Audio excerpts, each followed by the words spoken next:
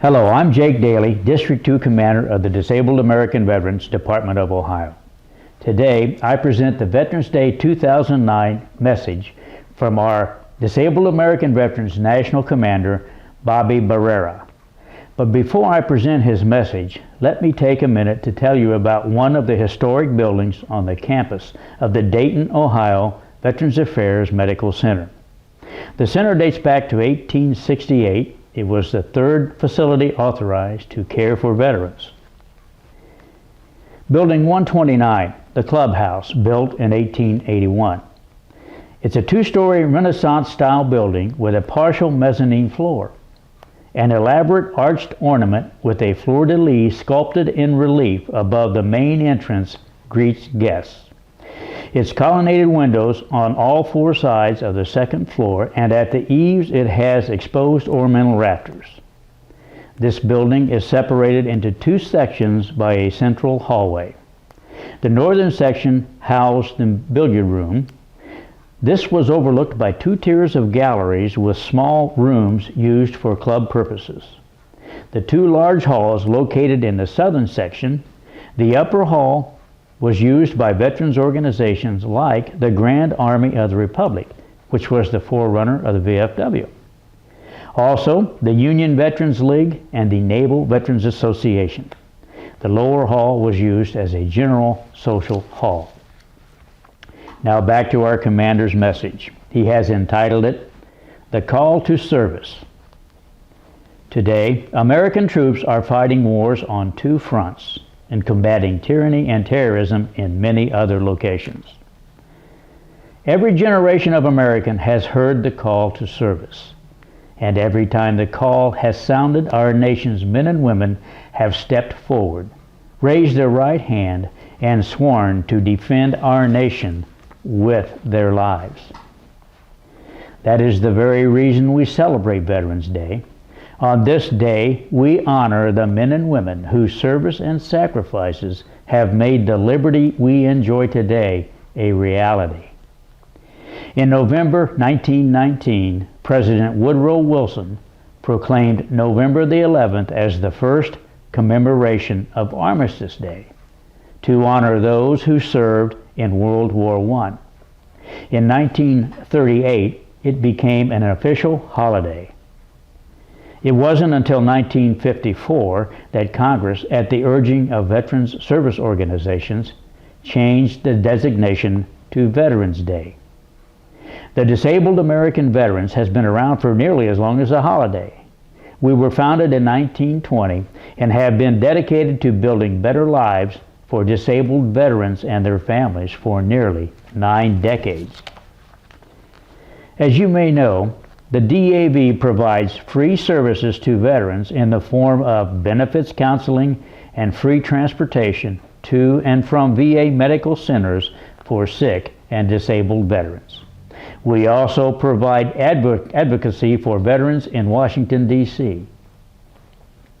But when it comes to our community of veterans, the individuals we're seeing in our offices and at the VA nationwide are starting to look younger than ever before.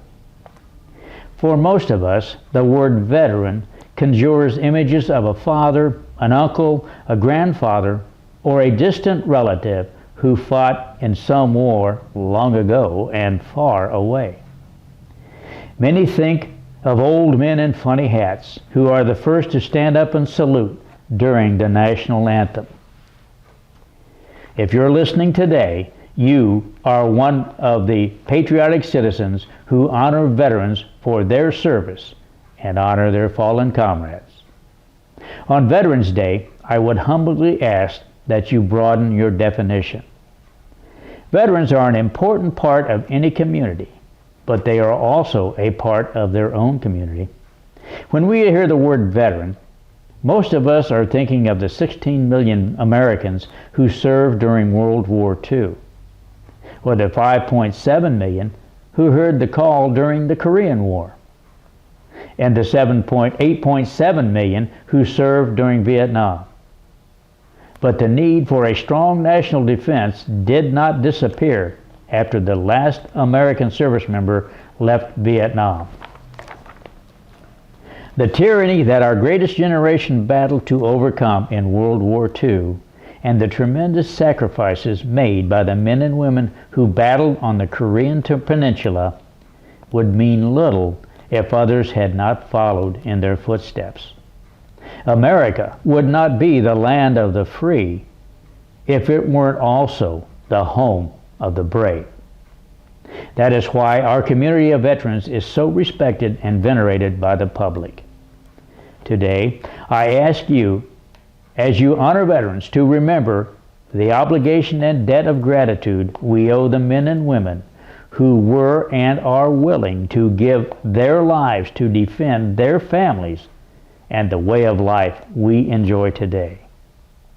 Every generation has invested in this cause. When we picture the iconic image of the sailor kissing the woman under the ticker tape at Times Square on VE Day, we must also remember the sailors who endured the attacks on the USS Cole and the Marines who survived the barracks bombing in Beirut. There was a time we watched smart bombs strike targets in Kuwait with stunning accuracy. It would be easy to forget the pilots who put themselves in harm's way and the soldiers on the ground who marched through burning oil fields to face and turn back a determined enemy in the first Gulf War. Before, during, and since Vietnam, the legacy of bravery and selflessness that defined our fighting forces has consistently grown. The service of those who fought in lesser remembered conflicts and the current war has been exemplary. Late last month, the Disabled American Veterans, with the support of several veterans organizations and the veteran community at large, achieved a landmark success with the Veterans Healthcare Budget Reform and Transparency Act. When this bill was signed into law, it arguably became one of the most important legislative victories for veterans since World War II. It provides sufficient, timely, and predictable funding for veterans' health care. Congress is now authorized to approve funding 1 year in advance for VA medical services, support, and facilities. No longer will VA hospital and clinic directors have to delay hiring new doctors or nurses or the purchase of new medical equipment because Congress failed to approve a budget on time. The VA will be able to plan ahead to give veterans the care they deserve when and where they need it. It's a tremendous step in the right direction for funding generations of veterans who will rely on the VA for care. Next year, as we speak, our community will have broken ground on the American Veterans Disabled for Life Memorial. For the first time in history, disabled veterans will have their own place of honor in Washington, D.C. It will be an expression of the nation's gratitude for their selfless duty on our behalf. We have proven overwhelmingly that the American public truly cares about its veterans. Our charge as we celebrate this occasion is to consider these victories a step in the right direction and to harness the patriotism in our hearts today and ensure today's promise for future is even brighter for the men and women who've given so much to make our way of life possible. From the bottom of my heart, I thank you for remembering our veterans whose sacrifices and service have ensured our way of life. May God bless every one of you. May God bless and protect the men and women in harm's way. May God bless our veterans who've kept our country free. And may God bless America. Thank you.